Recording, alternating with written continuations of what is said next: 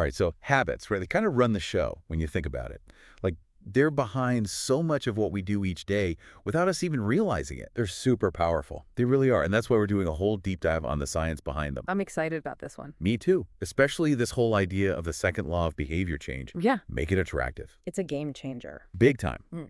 And we got a bunch of requests from you guys to really break down this whole section. Yeah, how to actually use it in your life. Exactly. So we're going to get into all of that. And to help us unpack the brain science, and make it actually make sense for everyone. That's the goal. We've got an expert here with us. I try. Neuroscience can get kind of complicated, so I'm hoping we can make it easy to understand and useful for everyone. I love that. Yeah. Turning brain stuff into real life stuff. Yeah. That's what we're all about. So let's jump right in. When we say make it attractive, what does that even mean when it comes to, actually building habits? Well, at its core, it means the more appealing something is to us, the more likely it is to become a habit. If something is enjoyable or if it has a clear benefit, we're naturally drawn to doing it over and over again. Okay, that makes sense, but I feel like there's got to be more to it than that, right? Because, what about the stuff we crave, even though we know it's not good for us? Yeah, that's where it gets interesting. Because it's not just about liking something, it's about how our brains respond to rewards. And a really great example of this is the work of this Dutch scientist, Nico Tinbergen. He studied baby gulls. Oh, yeah, I think I remember reading about this. Something to do with, red dots. Yes, exactly. Yeah. So baby gulls, they instinctively peck at a red dot on their mother's beak to get food. Makes sense. Right. But here's the thing. Tinbergen, he created these fake beaks, right? And they all had different sized red dots, and the thing is, all the beaks gave the same amount of food. But what he found was the bigger the dot, the more the baby gulls pecked at it. It's like the bigger dot was just irresistible. So are you saying we're all just like baby gulls, just going after whatever's the brightest, shiniest thing? In a way, yeah. Because our world, think about it, it's full of what we call these supernormal stimuli things, like processed foods, social media, video games. I mean, they're engineered to be way more stimulating than anything we'd find in nature. They basically hijack our brain's reward system. Okay, hold on. Hijack. How do these things actually hijack our brains? Break that down for us.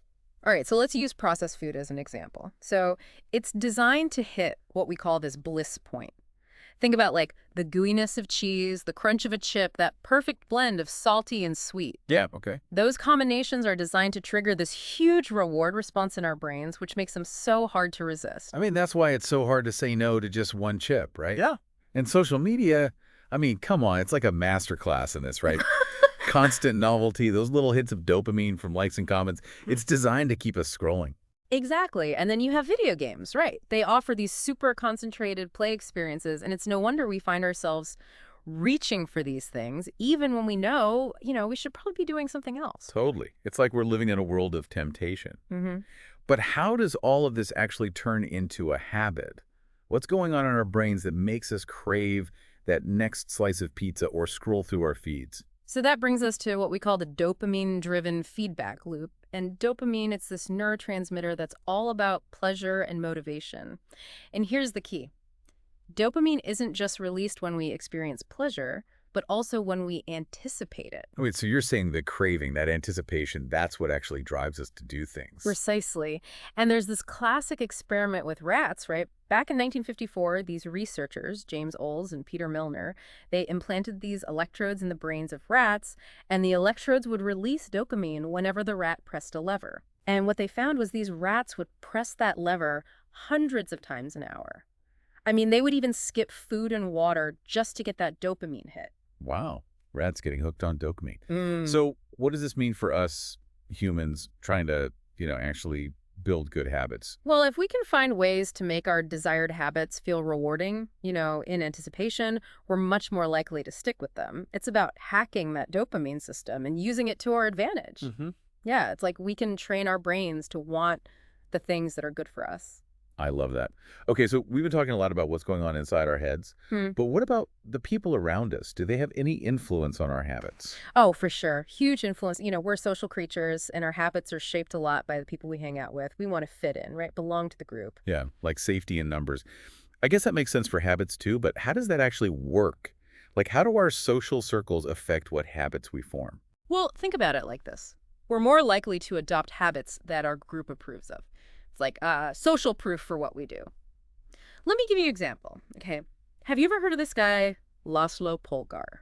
Hmm. The name rings a bell, but I don't think so. Was he like a chess player or He's something? not a player, no. He was a psychologist from Hungary, and he had this really interesting idea that genius isn't something you're born with, it's something you develop. Okay, interesting. Yeah. And so he decided to put his theory to the test with his own daughters. Okay, I'm intrigued. What did he do? He basically raised his three daughters to be chess prodigies. I mean, he went all in on this idea. Chess was everything in their house. They were homeschooled. Their house was filled with like chess books and pictures of famous players. They were constantly competing in tournaments. So their whole lives revolved around chess. Exactly. And you know what? All three daughters, they became incredibly skilled chess players. Wow, seriously. Seriously. Like his oldest daughter, Susan, she started playing when she was 4 years old, and she was beating adults just 6 months later. No way. Yeah. And then there was Sophia. She became a world champion at 14, and Judith, the youngest, she became a grandmaster when she was only 11. At the time, she was the youngest grandmaster ever. That's wild. Okay, so their success wasn't just from practice. It was because, like, their whole world valued chess. You got it. They excelled because that's what their family, their friends, that's what everyone around them did. It was normal.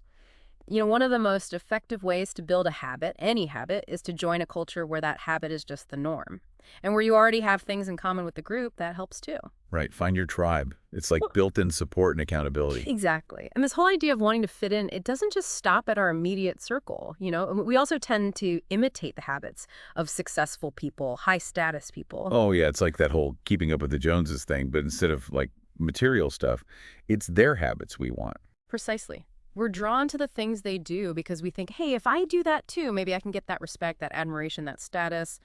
We wear certain brands, you know, adopt the way our boss talks, try to follow the same workouts as elite athletes. We believe those habits are part of what made them successful. Yeah, I totally get that. Like, you see someone you admire and you think, okay, if I do what they do, maybe I can achieve that too.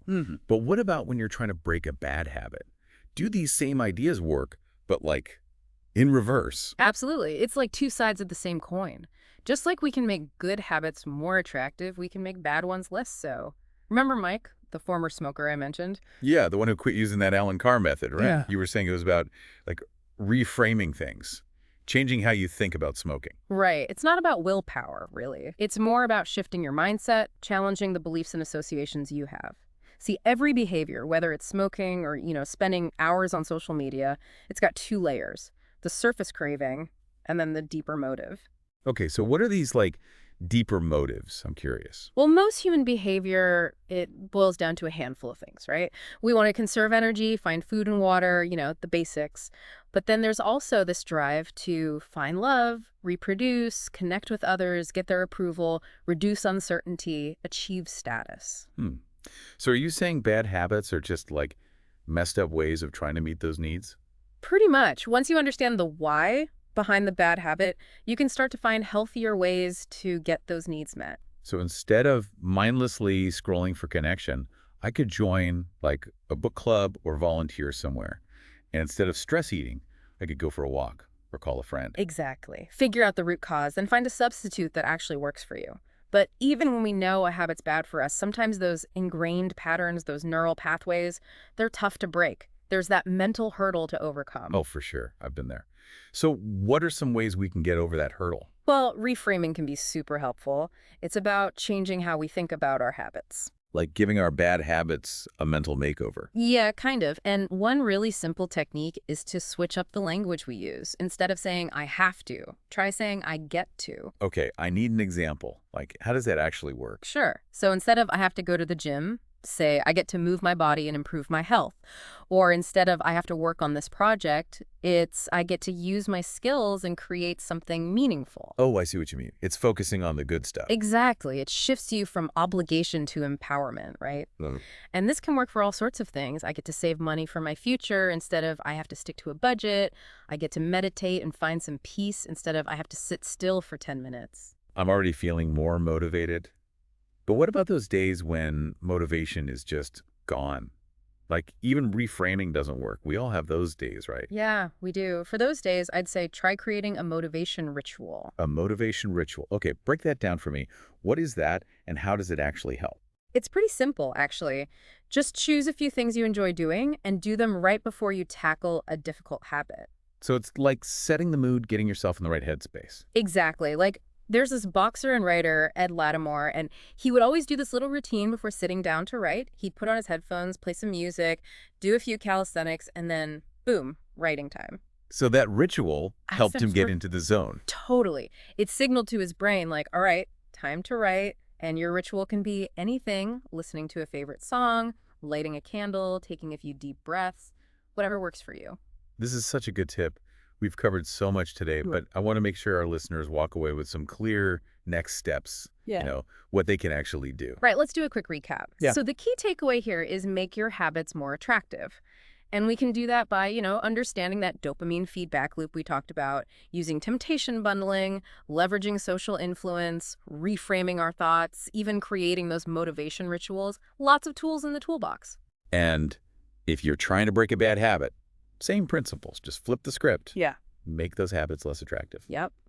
Change your associations, figure out what need that habit is trying to meet, and find a healthier alternative. This has been such a cool deep dive, learning about all the science behind how habits work. And we've learned how to make those good habits irresistible, those bad habits way less appealing. It's been a journey.